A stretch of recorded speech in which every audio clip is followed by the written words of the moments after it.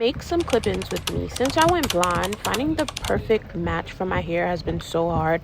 So I decided to make my own to give it like that highlighted color to make my silk press look a little fuller, because everyone knows day one hair is flat. Disclaimer, this process takes a really long time. If you're looking to save money and get the perfect match, go ahead and save this video and get you the tools needed.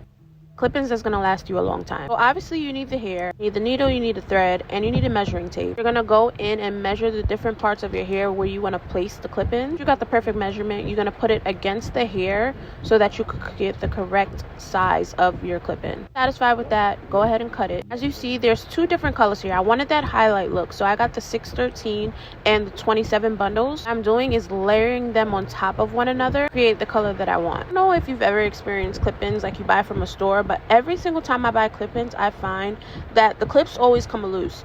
Doing it this way, I find, helps secure it the best way, and they never come off the weave. So I started off with the color number 27 track, and I put the clip-in on and went through that first top hole. Make sure when you put that clip-in on, it's facing outward. The rubber bar should be on the bottom. Poke the needle through the hole and also through the weft of the hair. Just bring it all the way through. Basically, you're gonna wrap around the weft of the hair and the clip-in. Shut up real quick so y'all can really pay attention.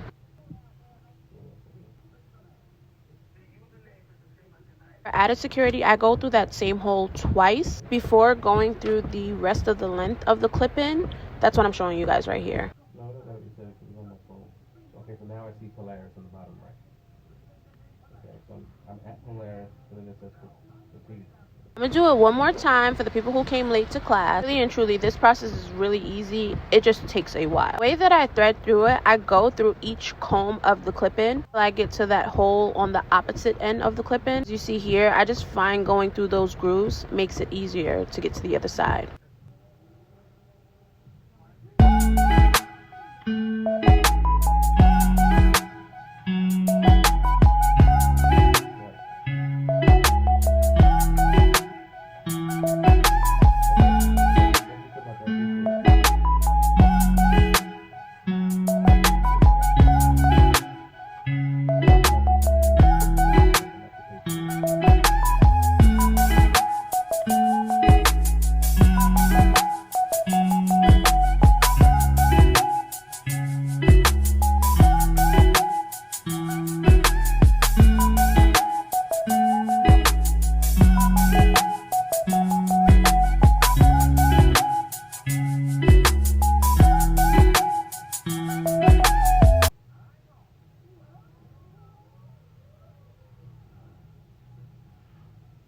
Pay attention because this part is really important. We are now at the end. Curing this clip-in is the most important part. So basically, you're going to do the same steps that you took in the beginning. Go through that hole. Once you bring the needle in, the only difference is you're going to knot it about 2 times. As you see, I've gone through the hole. I'm going to pull the needle through, and I'm going to take the needle, I'm going to put it between the 2 pieces of thread. Once I do that, I'm going to pull it through, and then I do it again.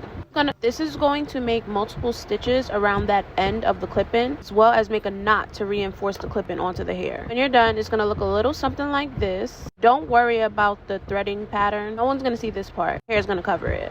But I'm just showing you how secure the clip-in is. Just keep going on making my clip-ins. Point child, I'm tired. Make sure you have some food and wine nearby, because this is just a long process. Know anything about me, I'm a trust the process kind of girl. And I'm excited to be able to save some money while teaching y'all a little something. The amount of time I wasted trying to find clip-ins that matched my hair, real. So I'm just giving you guys an option, and this is what it's looking like. I already added some of the clip-ins to my hair. This is a 3-clip clip-in, but you can make clip-ins to your liking. I do it based on how secure I want it to be in my hair. As you can see, it is two-tone, and that helps give it the highlighted effect.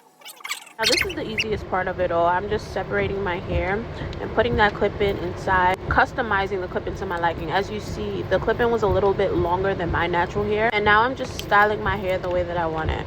And I love how easy it was to blend these clip-ins. I love how easy it was to blend these clip-ins into my hair. Tell the truth, if I didn't tell you, would you have known? Girl, you wouldn't have known. But these are the final results of my DIY highlight clip-in. Make sure to like this video if it was helpful, and save this video so you can make your very own.